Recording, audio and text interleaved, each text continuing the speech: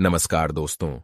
आज हम नालंदा, जो भारत में बौद्धों का सबसे बड़ा विश्वविद्यालय था, उसे कैसे नष्ट किया गया, मोहम्मद बख्तियार खिलजी के द्वारा, इसे आज हम डिटेल में समझने वाले और कुछ फेक न्यूज और मिथ नालंदा के बारे में और तब के लोगों के बारे में फैलाई गई है, यह सब भी क्लियर करेंगे। जैसे नालंदा में बुद्धिस्ट और ब्राह्मण पढ़ते थे, और दूसरी कि जब मोहम्मद बख्तियार खिलजी भारत में आया तो उसकी तबीयत खराब होने लगी। बहुत हकीम को दिखाने के बाद भी उसकी तबीयत में कोई सुधार नहीं आया, तो फिर वह नालंदा के किसी आचार्य राहुल्ला श्रीभद्रर के पास गया। वहां उन्होंने उसे कुरान पढ़ने दी और कुरान पढ़ने के बाद उसकी तबीयत ठीक हो गई। ये बात उसे बर्दाश्त नहीं हुई कि किसी गैर मुस्लिम के वजह से मैं ठीक हुआ हूं, तो उसने नालंदा को ही जला दिया। ये सब फेक न्यूज और मिथ आगे वीडियो में क्लियर करेंगे। चलिए वीडियो को शुरुआत करते हैं। आज के वीडियो का रेफरेंस मैंने Ashoka the search for India's lost emperor by Charles Allen से लिया है। 1193-94 के ठंडियों की शुरुआत में 200 सशस्त्र घुड़सवारों लूट की तलाश में गंगा पार की। वो ज्यादातर खिलजी गुलाम थे। वो लोग अपनी रोटी और लूट को साझा करने आए थे, जिनमें उनका नेतृत्व करने वाला स्वामी भी शामिल था। उसका नाम मोहम्मद बख्तियार खिलजी था।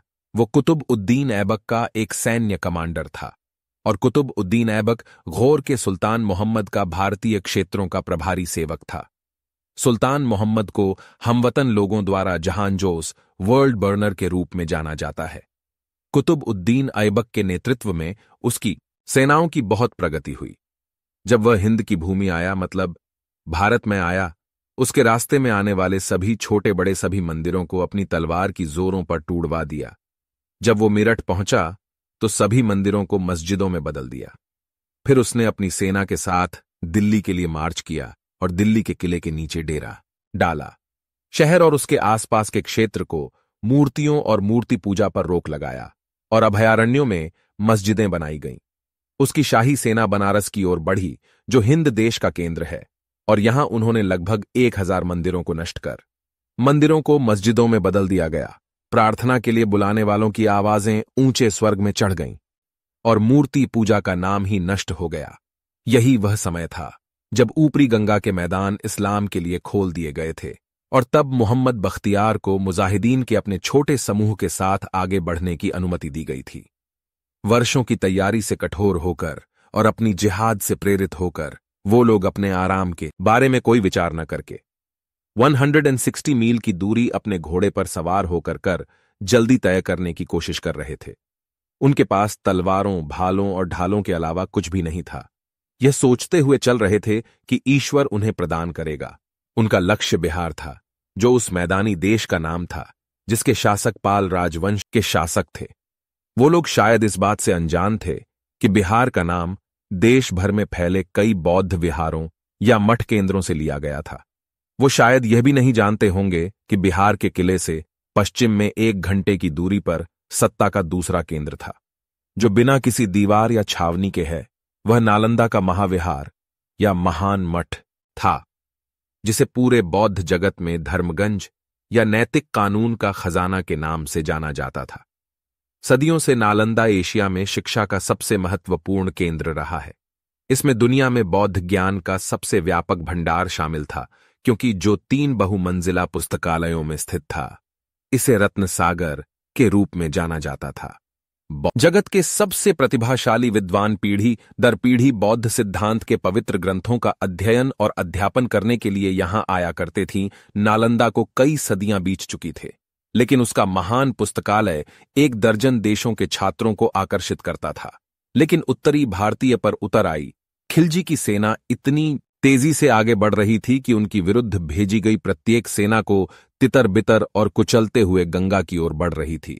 फिर उसने बिहार के किले पर कब्जा कर लिया, इससे पहले कि इसके अधिकांश निवासियों को पता भी चलता कि उन पर हमला कर दिया गया है। उसने अपना ध्यान नालंदा की ओर लगाया, लेकिन नालंदा में एक दूत को पूछने के लिए भेजने से पहले कि क्या वहां पुस्तकालयों में कुरान की एक प्रति है, उसने महान मठ और उसमें मौजूद सभी चीजों को नष्ट करने का आदेश दे दिया। देखिए, यहां खिलजी भारत आने के बाद उसकी कोई तबीयत खराब नहीं हुई थी, और ना ही वह नालंदा के कोई आचार्य राहुला श्रीभद्रर के पास गया था, बल्कि वह नालंदा में कोई कुरान की प्रति है उसे जांचने से पहले ही उसने नालंदा को नष्ट करने का आदेश दे दिया। इसके बाद जो कुछ हुआ वह घोर के न्यायाधीश मिन्हाज उद दीन द्वारा लिखा गया था, जो घोर के मोहम्मद की आक्रमणकारी सेना के साथ भारत में आया था। उस स्थान के निवासियों में अधिक संख्या ब्राह्मणों की थी और वे सभी मारे गए। वहां बड़ी संख्या में पुस्तकें थीं, और जब ये सभी पुस्तकें मुसलमानों की निगरानी में आ गईं, तो उन्होंने कई हिंदुओं को बुलाया कि वे इन पुस्तकों के आयात के संबंध में उन्हें जानकारी दें, लेकिन सभी हिंदू मारे गए थे। जब वह जीत हुई तो मुहम्मद बख्तियार बड़ी लूट के साथ सुल्तान कुतुब उद दीन ऐबक के पास पहुंचा। फिर उसे वह बहुत सम्मान और गौरव प्राप्त हुआ। लेकिन मिन्हाज उद दीन का यह सोचना गलत था कि नालंदा के निवासी हिंदू थे। निस्संदेह वे बौद्ध भिक्षु थे, जिनमें ब्राह्मण जाति के कई भारतीय शामिल थे।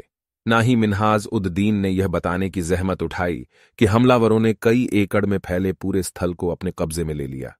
देखिए, यहां लेखक लिख रहे हैं कि नालंदा के निवासी हिंदू नहीं थे, वे बौद्ध भिक्षु थे, जिनमें ब्राह्मण जाति के कई भारतीय शामिल थे। ब्राह्मण थे यह नहीं बोल रहे हैं, ब्राह्मण जाति के भारतीय शामिल थे। ब्राह्मण जाति में 4 जाति है, जिनमें ब्राह्मण सबसे प्रमुख और दूसरी क्षत्रिय, तीसरी वैश्य और चौथी शूद्र है।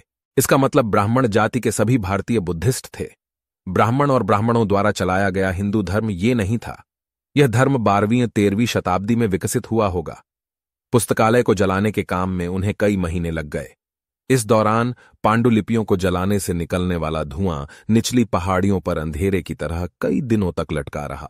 इस समय बिहार में बौद्ध शिक्षा के 3 प्रमुख केंद्र थे और बंगाल में 2 और केंद्र थे।